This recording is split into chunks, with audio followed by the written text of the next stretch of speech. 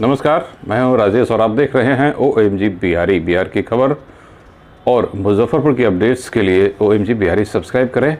अपना ख्याल भी रखें। ठंड की शुरुआत भी हो चुकी है। कल मतदान की समाप्ति हो चुकी है। अंतिम चरण के बिहार विधानसभा चुनाव के लिए 243 सीटों के मतदान की समाप्ति हो चुकी है। अब बिहार में 3733 उम्मीदवारों का फैसला EVM में बंद हो गया है। कई कद्दावर मंत्री और उम्मीदवार हैं मैदान में, जिनके फैसले अब 10 नवंबर को होंगे कि इनकी सरकार बनती है। इस पर एग्जिट पोल भी होने लगे हैं। अलग अलग रिपोर्ट्स सभी नई सरकार के गठन की ओर संकेत दे रहे हैं। तेजस्वी सरकार बनना लगभग तय माना जा रहा है एग्जिट पोल से। अगर सही होता है तो राष्ट्रीय जनता दल के महागठबंधन की सरकार और तेजस्वी यादव का मुख्यमंत्री बनना भी तय है। एक नई दिशा मिलेगी बिहार को, नए सरकार मिलने से मिलेगी। आने वाले दिनों में पता चलेगा कितनी सफल होती है नई सरकार। कल संपन्न हुआ मतदान, जिसमें मुजफ्फरपुर में सबसे कम वोटिंग पड़ी है। पूरे बिहार में भी कुल मिलाकर पिछले 2015 चुनाव से कम मतदान हुए हैं। इसका मतलब है सरकार बदलनी चाहिए। मुजफ्फरपुर में तो सबसे कम मतदान हुए हैं।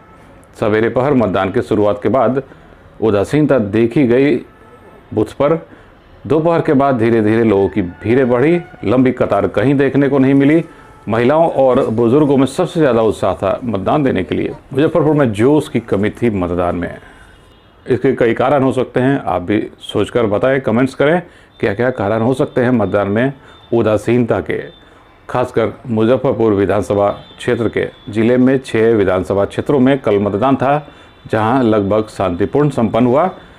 एक मतदान कर्मी की मृत्यु हो गई। केदार राय नाम के मतदान कर्मी की कल हार्ट अटैक से मौत हो गई। वे सिंचाई विभाग में चतुर्थ वर्गीय कर्मचारी थे। अघोरिया बाजार के रहने वाले भी थे और उनका मुआवजा 15 लाख कल तत्काल घोषणा कर दी गई जिलाधिकारी द्वारा। ये घटना मुजफ्फरपुर के हथौड़ी के 190 मतदान केंद्र की है। राष्ट्रीय जनता दल ने एक ट्वीट किया है। बिहार की जनता के प्रगतिशील विवेक पर 100% विश्वास है। अभिमन्यु अकेले चक्रव्यूह को भेद कर बिहार की जनता को विजयी बना चुके हैं। बिहार वासियों की यही आस्था है। जी हाँ, कल की वोटिंग के बाद राष्ट्रीय जनता दल ने ट्वीट कर ये सब कहा। बिहार के लिए एक और अच्छी खबर। ज़्यादातर एग्जिट पोल में ये पता चल रहा है कि एनडीए का सूपड़ा साफ होने जा रहा है। चाणक्य ने तो 180 से भी ऊपर सीटें देने का दावा किया है राष्ट्रीय जनता दल और महागठबंधन को। एनडीए के उन्होंने केवल 50 सीटों के आसपास दे रहे हैं। लोक जनशक्ति पार्टी को तो एक भी सीट मिलने की उम्मीद नहीं है उनके सर्वे में। बाकी रिपब्लिक, इंडिया टुडे, TV9 के सर्वे में 100 से 120 सीटें एनडीए को मिल रही है और लगभग इतनी ही सीटें महागठबंधन को भी मिलने जा रही है।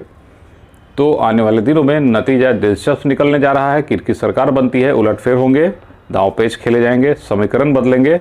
कौन किसके साथ जाता है देखना होगा। राजनीति में सब कुछ जायज़ है। हम आप उतने उठकर सोच नहीं सकते जितना नेतागण दांव पेच खेल लेते हैं। आम जनता उनके पीछे घूमती है। इसीलिए बिहार वासियों के लिए एक बड़ी खबर ये भी है कि दरभंगा से उड़ानें शुरू होने जा रही है।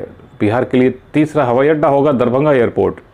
जी हाँ, बेंगलुरु से अब कुछ देर में पहली फ्लाइट लैंड करने ही वाली है। 11:15 पे बेंगलुरु से फ्लाइट लैंड करेगी दरभंगा में, जो 8:45 पे टेक ऑफ की होगी। दरभंगा के लिए बेंगलुरु से 3 फ्लाइटें आएंगी। बेंगलुरु, मुंबई और दिल्ली से आया करेगी फ्लाइटें। हर रोज़ एक फ़्लाइट आएंगी और वही फ़्लाइट वापस जाएगी। उत्तर बिहार के लोगों के लिए एक बड़ी सौगात है। दरभंगा एयरपोर्ट आना जाना कहीं से भी आसान होगा। पूरी दुनिया से आप कनेक्टिंग फ़्लाइट लेकर आप दरभंगा आ सकते हैं, मुंबई, दिल्ली या बेंगलुरु होकर। OMG बिहारी सब्सक्राइब करें लेटेस्ट अपडेट के लिए। अपना ख्याल रखें और फेसबुक पे देखते हो तो लाइक करें, शेयर करें, सुझाव ज़रूर दें।